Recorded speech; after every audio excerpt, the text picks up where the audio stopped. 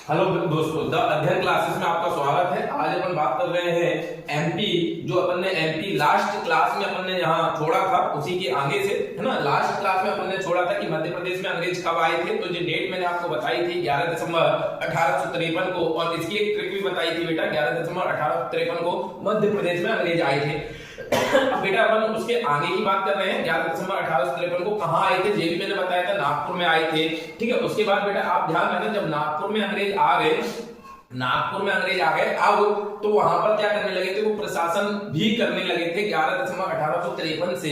ठीक है, प्रशासन भी करने लगे थे। तो मध्य प्रदेश में बेटा, अब आप ये मत कहना सर नागपुर तो महाराष्ट्र में है। बेटा आज महाराष्ट्र में है नागपुर, लेकिन उस समय मध्य प्रदेश में था। बेटा आपको ध्यान होगा कि मध्य प्रदेश ने बहुत सारे जिले आपको महाराष्ट्र में दे दिए हैं। जैसे आपने सुना होगा नागपुर, अमरावती, अकोला, बुल्ढाना, न चांदा, भंडारा, ये सब हमने महाराष्ट्र को दिए हैं। ये कभी पहले हमारे पास हुआ करते थे एमपी के। चांदा, भंडारा, अमरावती, अकोला, है ना, ये सब दे दिए हैं। तो बेटा जो नागपुर में आए थे अंग्रेज, नागपुर में आने के बाद उन्होंने बेटा इसमें 2 जिले और मिलाकर इन्होंने एक स्थापना की थी। और 2 जिले कौन कौन से हैं, तो बेटा आप ध्यान रखना, एक सागौर है, सागौर।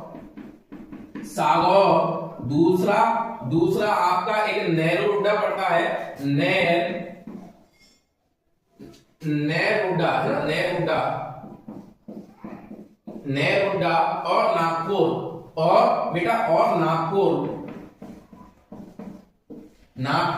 इन तीनों को मिलाकर अंग्रेजों ने अपना प्रशासन करने के उद्देश्य से, शासन करने के उद्देश्य से अंग्रेजों ने मध्य प्रदेश के 3 क्षेत्रों को, नागपुर में तो वो आए ही थे, नागपुर के बाद सागौर और नेहरूड्डा, इन तीनों को मिलाकर एक स्थापना की। किस क्षेत्र की, उन्होंने उस क्षेत्र का नाम दे दिया सेंट्रल प्रोवेंस। क्या नाम दे दिया, सीपी, सेंट्रल प्रोवेंस। इसका नाम दे दिया सेंट्रल प्रोवेंस। इस क्षेत्र को वो बोलने लगे, तीनों को आपस में मर्ज करके इस क्षेत्र को सेंट्रल प्रोवेंस बोलने लगे। और बेटा इस सेंट्रल प्रोवेंस की जो स्थापना उन्होंने की है बेटा, आप ध्यान रखना, 2 नवंबर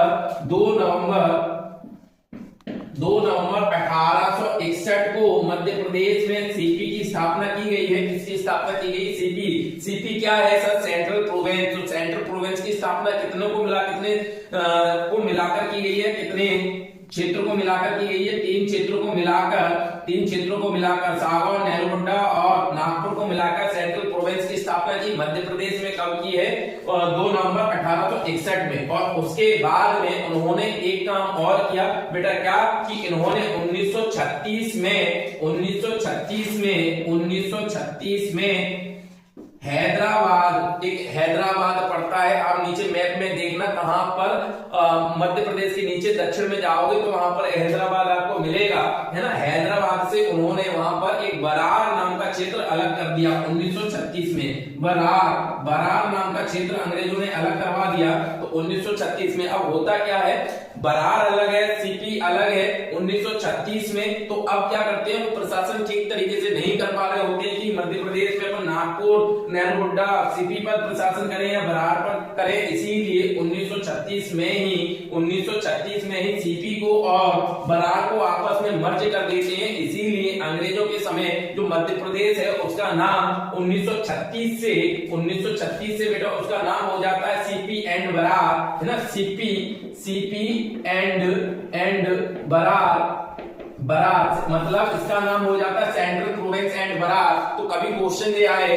कि ब्रिटिश काल में मध्य प्रदेश को किस नाम से जाना जाता था, तो आप बोलना ब्रिटिश काल में मध्य प्रदेश को सेंट्रल प्रोवेंस एंड बरार के नाम से जाना जाता था।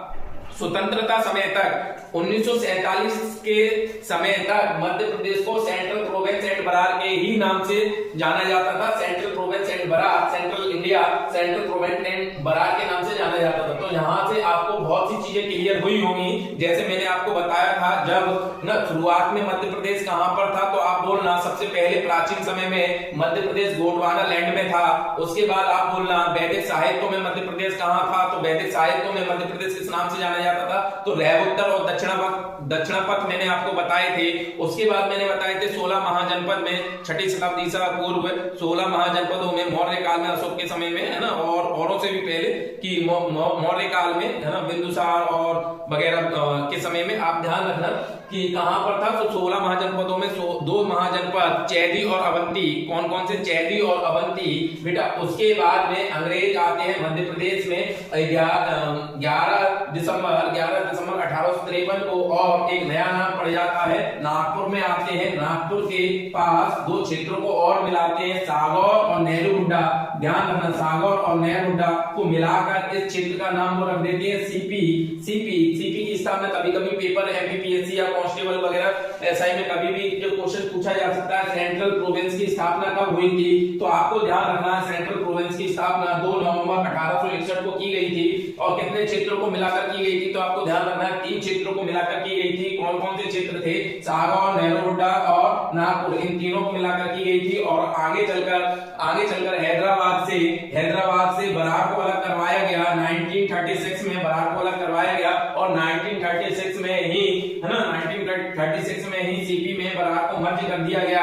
इस कारण इसका नाम सेंट्रल प्रोविंस एंड बरार हो गया। ब्रिटिश काल में मध्य प्रदेश को किस नाम से जाना जाता था? तो आपको लगाकर आना, सीपी एंड बरार के नाम से जाना जाता था। और बेटा इसकी जो प्रशासनिक राजधानी बनाई गई थी, प्रशासनिक राजधानी सीपी एंड बरार की प्रशासनिक राजधानी कहां थी? तो आपको ध्यान रखना है सीपी एंड बरार की प्रशासनिक राजधानी भी नागपुर थी। कहां पर थी? नागपुर थी। तो अगर कभी क्वेश्चन आया ब्रिटिश काल में मध्य प्रदेश को किस नाम से जाना जाता था? Central province and Berar. कहां थी राजधानी? नागपुर। बेटा इतना आपको ध्यान रखना है। उसके बाद में मध्य प्रदेश, उसके बाद में होता क्या है, अब यहां से आपको समझने की कोशिश करना। उसके बाद में होता क्या है, भारत आजाद होता है 1947 में। भारत कब आजाद होता है? 1947 में। ठीक है, तो उस समय जो भारत था सीपी एंड बरार की कैपिटल कहां थी? आपको ध्यान रखना है नागपुर में थी। ठीक है, और तो बेटा ध्यान रखना है, आपको क्या ध्यान रखना है कि जब भारत आजाद हुआ 1947 में, 1947 में भारत आजाद हुआ, तो इस समय क्या था, पूरे भारत में कई रियासतें थी, छोटी बड़ी रियासतें थी। और आपको पता होगा जब भारत आजाद हुआ था तो उनकी रियासतों के पास ऑप्शंस खोले गए थे। ऑप्शंस क्या खोले गए थे कि जो रियासत भारत में मिलना चाहती है भारत में मिल सकती है, जो रियासत पाकिस्तान में मिलना चाहे पाकिस्तान में मिल सकती है, और जो रियासत स्वतंत्र रहना चाहे स्वतंत्र रह सकती है। बेटा यहाँ तक मुझे मालूम है उस समय भारत में 562 देशी रियासतें हुआ करती थी। 1947 में जब भारत आजाद हुआ था उस समय भारत में 1947 जब भारत आजाद हुआ था उस समय भारत में 562 देशी रियासतें थी। अब होता क्या है, हमारे पंडित जवाहरलाल नेहरू ने, जो कि भारत के प्रथम प्रधानमंत्री थे, तो उन्होंने एक जिम्मेदारी हमारे लौह पुरुष पर, जिन्हें सरदार वल्लभ भाई पटेल बोला जाता है, उनके कंधों पर डाल दी गई थी। उनके कंधों पर क्या डाल दी गई थी कि भारत में इन देशी रियासतों का विलय करवाना है, भारत में इन देशी रियासतों का विलय करवाना है। तो बेटा जो हमारे प्रथम गृह मंत्री थे जिनका नाम था सरदार वल्लभ भाई पटेल, उनके कंधों पर, है ना, 562 देशी रियासतों को भारत में विलय करने की जिम्मेदारी सौंप दी गई थी। और पंडित जवाहरलाल नेहरू ने सरदार वल्लभ भाई पटेल को इसके लिए अलग मंत्रालय भी बनवाया था, जिस मंत्रालय का नाम था देशी रियासती मंत्रालय। देशी रियासती मंत्रालय, है ना, तो देशी रियासती मंत्रालय के मंत्री भी सरदार वल्लभ भाई पटेल थे, और प्रथम गृह मंत्री, होम मिनिस्टर भी सरदार वल्लभ भाई पटेल थे। बेटा ध्यान रखना, और गृह मंत्री, प्रथम गृह मंत्री सरदार वल्लभ भाई पटेल थे। और सचिव, जो प्रथम गृह सचिव है, इनका नाम बेटा बहुत इंपोर्टेंट है, ध्यान रखना। प्रथम गृह सचिव जो बनाए गए थे बीपी मेनन बनाए गए थे,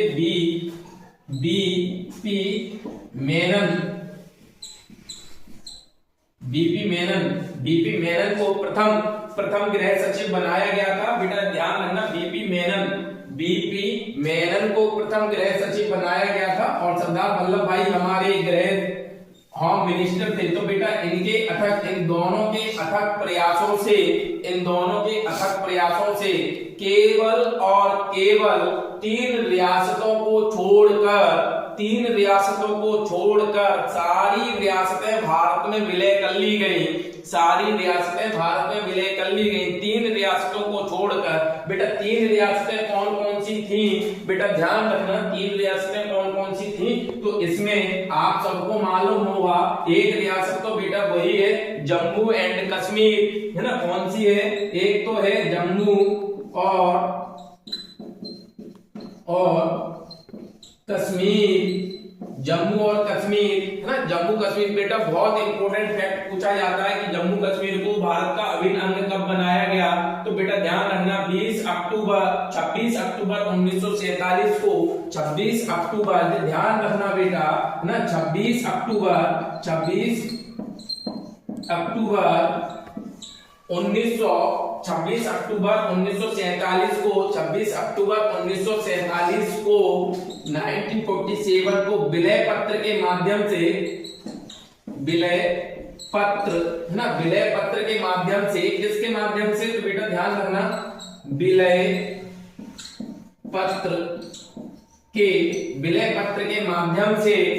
पत्र के माध्यम से जम्मू कश्मीर को भारत का अभिन्न अंग बनाया गया था। बेटा उस समय जम्मू कश्मीर का राजा कौन था? राजा हरि सिंह थे, जो कि ताम्रपत्र पर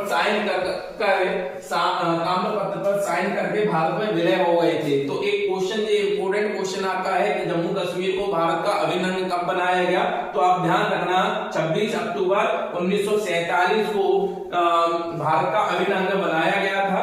और 599 देशी रियासतें, आप ध्यान रखना 559 ना, कितनी थी टोटल? 562 देशी रियासतें थी। 562 देशी रियासतों में से 3 को छोड़कर, कितनी को? 3 को छोड़कर 559 रियासतों को भारत में विलय कर लिया गया था। और किनके प्रयासों से कर लिया गया था? सरदार वल्लभ भाई पटेल और बीपी मेनन, इन दोनों के अथक प्रयासों से इन्हें भारत में विलय कर लिया गया था। बेटा कभी क्वेश्चन ये आ सकता है कि भारत के प्रथम गृह मंत्री कौन थे? भारत के प्रथम ना गृह मंत्री या होम मिनिस्टर कौन थे? तो आपको ध्यान रखना सरदार वल्लभ भाई पटेल। और ध्यान रखना है कि भारत के प्रथम गृह सचिव कौन थे? बीपी मेनन।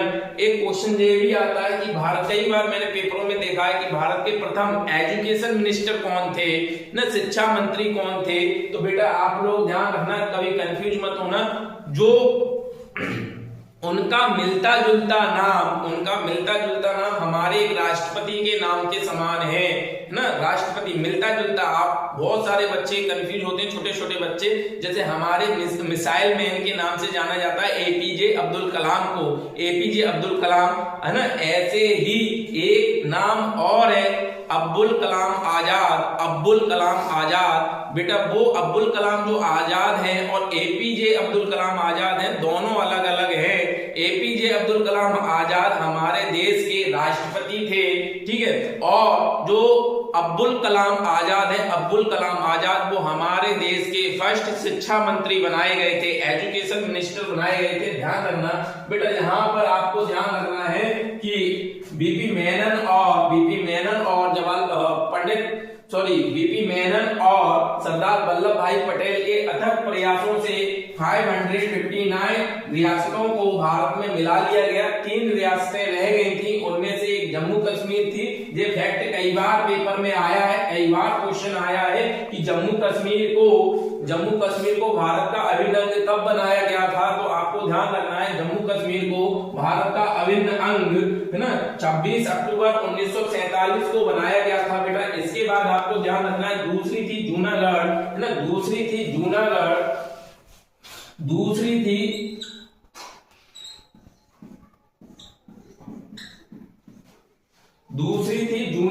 कौन सी थी? दूसरी थी जूनागढ़। एक मिनट, है ना, थोड़ा सा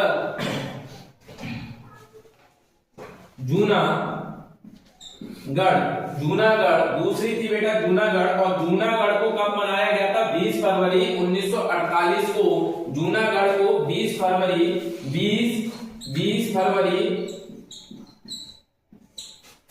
1948 को भारत का अभिन्न अंग बनाया गया था। कब बनाया गया था बेटा? 20 फरवरी 1948 को। ध्यान रखना बेटा, पहली जम्मू कश्मीर देशी रियासतें हैं। जम्मू कश्मीर जिसे 26 अक्टूबर 1947 को बनाया गया भारत का अंग। दूसरी है आपकी जूनागढ़, जिसे फरवरी 1948 को बनाया गया है। माध्यम क्या है यहाँ पर, यहाँ का माध्यम था विलय पत्र, इसका माध्यम है जनमत संग्रह। क्या है? जनमत संग्रह। क्या है? जनमत संग्रह। जनमत संग्रह का मतलब वहां की जनता से पूछा गया था कि आप किसमें मिलना चाहते हो, जनमत संग्रह करवाया गया था, तो वहां की जनता ने भारत में विलय करने का फैसला लिया। तो जनमत संग्रह के द्वारा जूनागढ़ को भारत में मिलाया गया था। हुआ क्या था, जब वहां पर कार्रवाई की गई थी ना, तो वहां का जो नवाब था वो पाकिस्तान भाग गया था। वहां की जो हिंदू जनता थी उससे जनमत संग्रह करवाया गया था। तो हिंदू जनता थी तो उन्होंने भारत में मिलने का अपना प्रस्ताव रखा। तो जनमत संग्रह के तहत 20 फरवरी 1948 को जूनागढ़ को मिला लिया गया। तीसरी आपकी बहुत इंपॉर्टेंट है हैदराबाद। तीसरी कौन सी है बेटा? हैदराबाद। तो बेटा एक ऑपरेशन विजय ध्यान रखना। ऑपरेशन विजय कौन सा है? ऑपरेशन विजय ये ऑपरेशन भारत सरकार ने चलाया है। और एक ऑपरेशन पोलो है ना, जो दो ऑपरेशन ध्यान रखना। ऑपरेशन विजय के तहत गोवा को पुर्तगालियों से मुक्त कराया गया था 1961 में। 1961 में 19 दिसंबर 1961 में गोवा को पुर्तगालियों से मुक्त कराया गया था ऑपरेशन विजय के तहत। वहीं हैदराबाद के लिए एक ऑपरेशन चलाया गया था, ऑपरेशन पोलो, हैदराबाद के लिए। कौन सा? तो अपन ने 3 रियासतें देख ली हैं बेटा। कौन कौन सी रियासतें देख ली हैं? अपन ने देख ली जम्मू कश्मीर के बाद अपन ने देख लिया जूनागढ़ के बाद देख लिया अपन ने हैदराबाद। बेटा जो 3 रियासतें ऐसी थी जो भारत में मिलाई गई हैं बाद में। एक क्वेश्चन ये आता है कि जम्मू कश्मीर को भारत का अभिन्न अंग कब बनाया गया? तो आपको ध्यान होना चाहिए जम्मू कश्मीर भारत का अभिन्न अंग 26 अक्टूबर 1947 को बनाई गई थी, है ना। जम्मू कश्मीर बेटा जम्मू कश्मीर है ना, जम्मू कश्मीर कब बनाई गई? तो आप ध्यान रखना जम्मू कश्मीर 26 अक्टूबर है ना, 26 अक्टूबर 1947 को बनाई गई। 26 अक्टूबर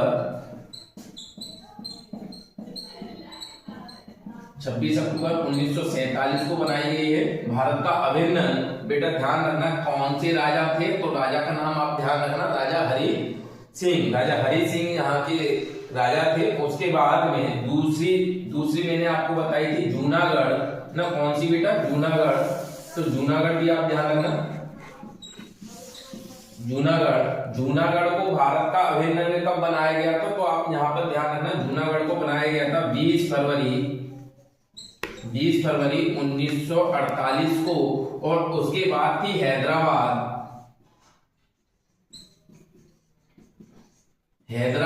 और हैदराबाद को कब बनाया गया था बेटा? तो हैदराबाद को भारत में मर्ज किया गया था 18 दिसंबर 1948 को।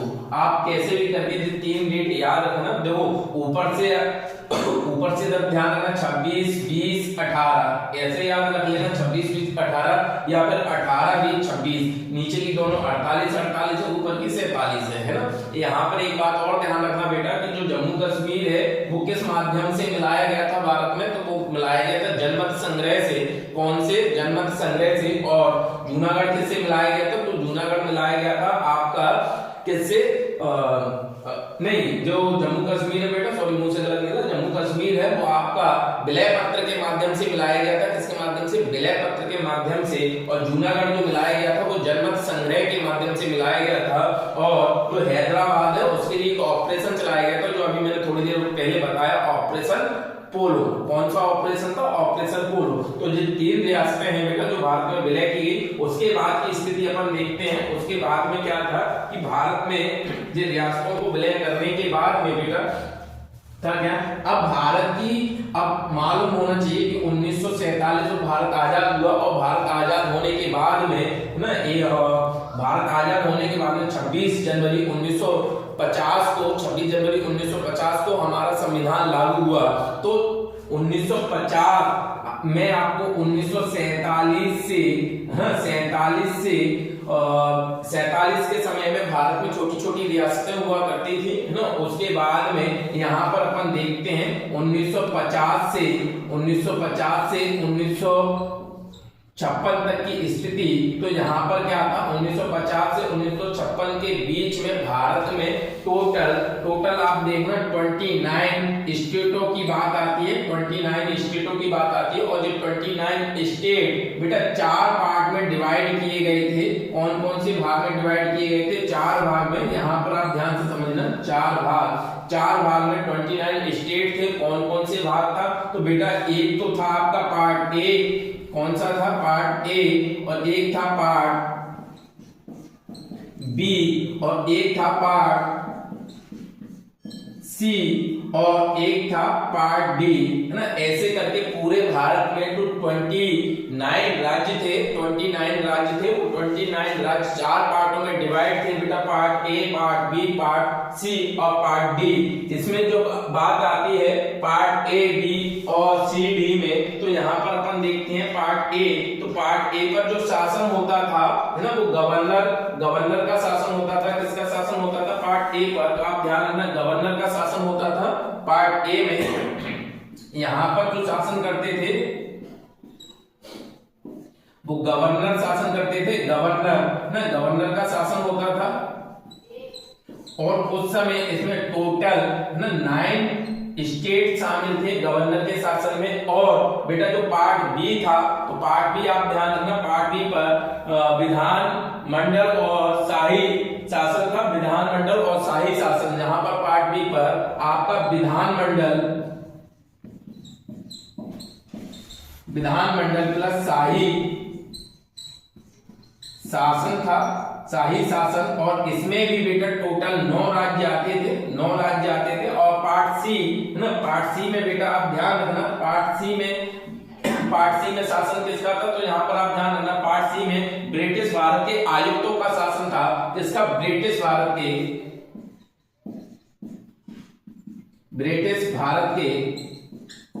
आयुक्तों का शासन था। और इसमें बेटा टोटल कितने राज्य आते थे? तो यहाँ पर आप ध्यान रखना, इसमें टोटल 10 राज्य आते थे। इसमें टोटल 10 राज्य आते थे। भारत में उस समय थे कितने राज्य? 29 राज्य थे। पार्ट ए में कितने राज्य आते थे? 9 राज्य आते थे। पार्ट बी में 9 राज्य आते थे। पार्ट सी में भी 10 राज्य आते थे। और पार्ट डी में 1 राज्य आता था। कौन सा राज्य आता था? 1 राज्य। और यहाँ पर केंद्र सरकार का शासन चलता था बेटा। किसका चलता था? तो आप ध्यान रखना, केंद्र सरकार का, है ना, किसका शासन चलता था? तो यहाँ पर केंद्रीकृत शासन चलता था, केंद्रीकृत